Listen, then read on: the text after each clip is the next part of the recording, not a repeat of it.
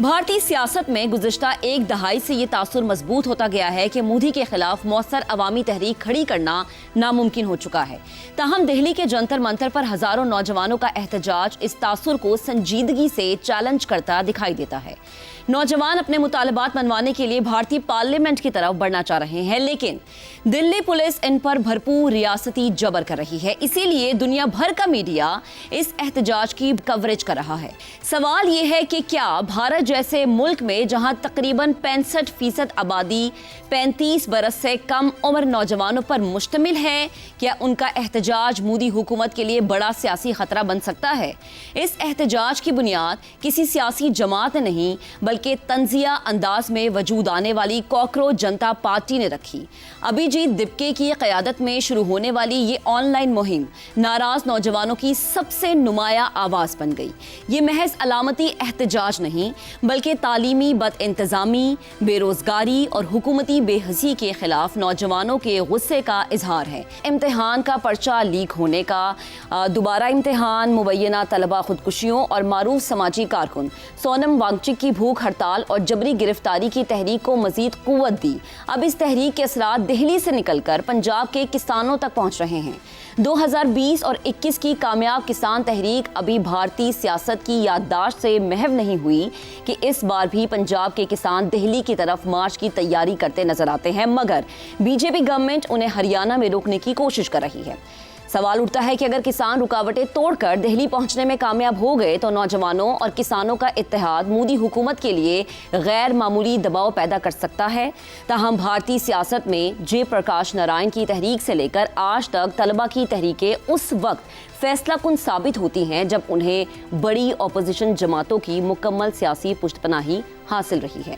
कांग्रेस के लीडर राहुल गांधी, दीगर अपोजिशन जमातों ने एहतजाज की हिमायत की है, मगर असल इम्तिहान ये है कि क्या कांग्रेस, समाजवादी पार्टी, तृणमूल कांग्रेस, आम आदमी पार्टी और बाएं बाजू की जमातें अपने इख्तलाफात को भुलाकर मुश्तरका मफाद बनाएंगी या फिर हस्बे रिवायत सियासी मसलहतों का शिकार रहेंगी।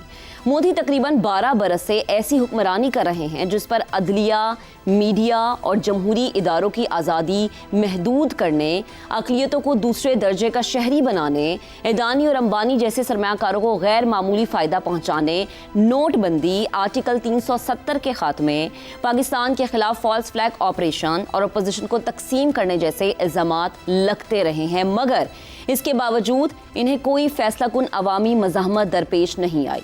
इसलिए असल सवाल यही है कि क्या इस बार नौजवानों और किसानों की मुश्तरका मज़ाहमत 2020 और 21 की किसान तहरीक की तरह मोदी हुकूमत को पसपाई पर मजबूर कर पाएगी? ये एहतजाज भी भारत की बिखरी हुई अपोजिशन की सियासत के बायस तहलील हो जाएगा। आने वाले दिन इसी सवाल का जवाब देंगे। आज पैनल में हमें ज्वाइन करेंगे ज़ैगम खान, आमिर अहमद खान, शहजाद चौधरी और हसन निसार साहिब। अपने पैनल के सामने सवाल हम ये रखेंगे कि दिल्ली का जंतर मंतर मोदी सरकार के लिए नया मैदान जंग बन गया है। नौजवान मोदी के इस्तीफे का मुतालबा करने लगे। क्या अपोजिशन जमातों, किसान तंजीमों की हिमायत के बगैर नौजवान अपने मकासद हासिल कर पाएंगे? सबसे पहले शहजाद साहब आपका कमेंट लेंगे। मैं देखें, जब भी कोई आवाज़ अपने हकूक के लिए उठती है या शिकायत के तौर पे उठती है, जिस तरीके से कि इन बच्चों की या इन स्टूडेंट्स की आवाज़ इंडिया में जिसका आपने जिक्र किया, तो इसका ये मतलब नहीं होता इनकलाब आ गया। हमें असल में अब अपने माहौल के अंदर और इस खत्ते के माहौल के अंदर रहते हुए लगता है कि हर आवाज़ इनकलाब लेके आएगी। ऐसा नहीं होता। शहरियों के हकूक होते हैं और शहरियों की शिकायत होती हैं, उसके लिए आवाज़ उठानी पड़ती है। अगर हम भूल गए हैं तो ये दूसरी बात है, लेकिन हम उस हद तक भूल चुके हैं कि हमें लगता है कि हर ऐसी आवाज़ इनकलाब, तो इनकलाब नहीं होगा। ये देखिए, असल में जो सबसे बड़ी अपनी इंडिया की जो सबसे बड़ी हिफाजत है किसी इनकलाब के खिलाफ, वो उसका अपना साइज है, हुजम है। इतना बड़ा मुल्क है कि वहां पर एक सोच रखना या एक सोच को गालिब करना तकरीबन नामुमकिन है, चाहे वो मोदी की अपनी सोच ही क्यों ना हो, चाहे उसके पास पीछे रियासती ताकत ही क्यों ना हो, लेकिन वो एक सोच नहीं हावी कर सकता, गालिब कर सकता पूरे हिंदुस्तान के ऊपर। ये हिंदुस्तान की अपनी एक उसकी जो जो जो वो उसका साइज है, जो हुजम है, वही उसके खिलाफ उसके लिए सबसे बड़ी सहूलत हुआ करती है ऐसी चीज के अंदर। मकासद क्या है इन स्टूडेंट्स के? वो कह रहे हैं कि एजुकेशन बजट को 6% किया जाए और एजुकेशन मिनिस्टर को रिजाइन करवा दिया जाए कैबिनेट से। बेशक एक आवाज है, शायद उनको अपना जोर दिखाने में कोई मदद कर रही हो, उनको सब इकट्ठे होकर बाहर निकले। शहजाद साहब, अब तो मोदी के इस्तीफे का भी तो मुतालबा कर रहे हैं वो कि मोदी भी इस्तीफा दे। हाँ, लेकिन पहले ये एजुकेशन मिनिस्टर को रिजाइन करवा लें, उसके बाद मोदी की बात करेंगे। तो इसलिए पहले इसको करवा लें। तो इसलिए ये दो दो चीजें जो है, हुकूमत पहले काम क्या करती है, लाठी बरदार। उन्होंने पहले उनको मारने की कोशिश की, कंट्रोल करने की कोशिश की। अगर ये कंट्रोल हो गए तो ठीक है, नहीं हुए तो फिर कोई ना कोई सियासत के अंदर इस किस्म का को बातचीत करने के लिए तैयार हो जाएगा। और एक एजुकेशन मिनिस्टर की कुर्बानी देना ऐसी सूरत में कोई बहुत बड़ी बात नहीं होगी। हाँ, जो खतरे वाली तो नहीं, जो ज्यादा बड़ी मुश्किल चीज हो सकती है, वो किसानों का आके मिलना है इनके साथ।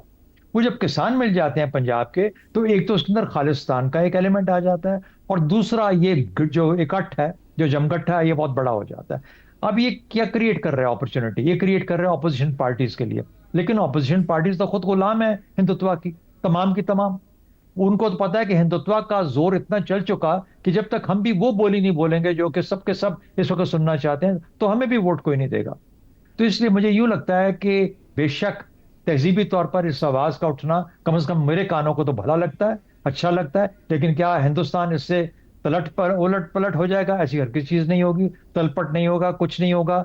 मोदी के पास इतनी सियासी ताकत, इतनी रियासती रिसोर्सेज हैं कि वो इन चीजों को मैनेज कर सकता है, कर भी लेगा। और मुझे लगता है कि ये एक अच्छा एग्जाम्पल है बाकियों के लिए भी, जो कि अपने हकूक के लिए कभी आवाज उठाना चाहें। लेकिन इसमें खौफजदा होने की किसी और मुल्क के लिए, किसी और रियासत के लिए या हिंदुस्तान के लिए मुझे कोई चीज नजर नहीं आती। सही। और शहजाद साहब, जो दीगर बाकी भारत की पार्टियां हैं जो कि ऑपोजिशन में बैठी, जैसे कि राहुल गांधी का बयान भी सामने आया, उन्होंने कहा कि most anti youth prime minister हैं मोदी इस वक्त। तो क्या इन चीजों से भी कोई फर्क नहीं पड़ा कि पूरी ऑपोजिशन अगर इस मामले पे एक पेज पे आ जाती है? नहीं, देखिए, मोदी जैसा मर्जी वजीर आजम है, कामयाब वजीर आजम है, 15वें अपनी थर्ड टर्म कर रहा है। और पता नहीं उसको कितने 14 साल हो गए, अब 12वां साल हो जी, गया, 12। 12.5 साल। तो मेरा ख्याल है वो 15 पूरे कर लेगा। हाँ, अगर सियासी तौर पर इतनी ऑपोजिशन बढ़ जाती है कि उनको मिड टर्म की तरफ जाना पड़ता है, मिड टर्म करते हैं, इलेक्शन के थ्रू ही तब्दीली होगी, वहां इनकलाब नहीं आएगा। तो इसलिए हाँ, अगर वो मजबूर उस लेवल तक ले जाएं इस पूरी मूवमेंट को, इतनी फैल जाए पूरे भारत के अंदर कि वो जाके फिर उसके बाद कहें कि हाँ जी, इसके बाद इलेक्शन के बगैर वो इलेक्शन पे ही जाएंगे, वो भी एक जमहूरी रास्ता है। तो मोदी हो या कोई और हो, यानी मोदी को गाली देने को तो मेरा भी जी चाहेगा, लेकिन कहने का मतलब है वो तो है तो वजीर आजम ना अपने जी, जी, मुल्क का, और जी। कामयाब वजीर आजम है, बहुत कामयाब वजीर आजम है। अपने मुल्क को तरक्की की राहों पे कहां से कहां ले गया, कहां तक उसने तशख्खुस भारत का बड़ा कर लिया। तो मेरा ख्याल है हमारे जैसे माशरों को सीखने की जरूरत है। बाकी उसके तरीके ठीक इतने हमें पसंद नहीं होंगे, लेकिन और वो है भी नहीं ठीक जो वो करता है, जी, जी। लेकिन मेरा ख्याल है कि भारत को या भारत की हद तक खतरा मुझे कोई महसूस नहीं होता। ठीक है शहजाद साहब, आपका कमेंट आ गया। हसन साहब, आपकी तरफ आते हैं। नौजवान जो है मोदी हुकूमत से इस्तीफों का मुतालबा करते नजर आते हैं, यानी उनका गुस्सा सबके सामने। तो क्या मोदी का राज सिंहासन आपको लगता है कि खतरे में है? देखो, बात सुनो, अभी एक बात की है शहजाद भाई ने, तो एक बात ध्यान में रखें, ज़ार्स ऑफ रशिया से लेके फ्रेंच रॉयल्टी और शाह ईरान तक, ये तो कल की बातें हैं। ताकत की कमी नहीं थी, लेकिन मगज़ फिर जाए अगर अवाम का तो सब कुछ हो सकता है। मेरे नज़दीक ये इस पूरे बद्दुआए हुए खित्ते, मैं हिंदुस्तान, पाकिस्तान और बांग्लादेश, इसको बद्दुआया हुआ खित्ता समझता हूँ। इसके लिए बहुत अच्छा शुगून है, बहुत अच्छी खबर है। भारत में मेरे लास्ट विजिट को तकरीबन 20 साल हो गए हैं। वर्ल्ड पंजाबी कांग्रेस थी जो मैंने अटेंड की थी, अब पता नहीं मुझे कितने साल हो गए। So I am not in touch, plus, लोगों से मिलना ये ज़रूरी होता है, मेरे पास नहीं है। लेकिन मेरी भारतीय अवाम के लिए दुआ है कि अगर ये वाकई एक्सप्लॉयटर्स हैं, जहाँ तक मेरी अपनी फीलिंग है, वो बर्बाद कर रहा है, वो ज़हनी, जज्बाती, नफ्सियाती तौर पे अपने अवाम को बहुत बर्बाद कर रहा है। बाकी कामयाबियाँ बिल्कुल ठीक है, इट्स अ पैकेज। अच्छा, वो लोग इकट्ठे होकर बाहर निकलें और अपनी मुनाफिक लीडरशिप को इबरत का निशान बना दें। This is for them to decide. Ma'am हम लगना। अच्छा, आखिरी बात यह है, काश पाकिस्तान में भी कॉकरोच पार्टी जैसी पार्टी बने और उसका नाम हो कीड़े मकोड़े पार्टी। मुखफ़फ़ उसका क्या हुआ, KMP। और फिर ये कीड़े मकोड़े हर मुकद्दस गाय को नोच के रखते हैं। चूँकि ना वहाँ वसाइल की कमी है, ना यहाँ कमी है। यहाँ भूख ना वहाँ हमसे बेहतर है डेफिनेटली, लेकिन जो हमारा हाल हो गया है बहरहाल आई वांट। लेकिन हसन साहब, जो वहाँ की कॉकरोच पार्टी है वो तो नौजवानों पे है, यहाँ की जो कीड़े मकोड़ों की पार्टी की आपने बात की, तो आपको लगता है कि नौजवानों को इस तरह की पार्टी सूटेबल है, या नौजवान इस तरह की पार्टी के मुतहम्मिल हैं हमारे मुल्क में? मैडम मेरे तो अपने बेटे नौजवान हैं, तो इनको अल्लाह माफ़ करे, इन पे को फटकार है, इनके दिमाग काम नहीं करते। मुझे तो सियासत से नफरत रही है, लेकिन कल अगर ऐसी मूवमेंट होती है and my own sons decide to join, I will be too happy. मुझे नहीं पता हमारी यूथ इतने % यूथ तो फलाना है, ये क्या कर रहे हैं लोग, अपने बच्चे मार रहे हैं। मैं हैरान हूँ, बाप बेटे को, बेटा बाप को, गुर्बत की वजह से माँ बाप बाहमी रजामंदी से खुदकुशी कर रहे हैं। था नहीं, सारा गुस्सा भी अपने दी काट रहे हैं।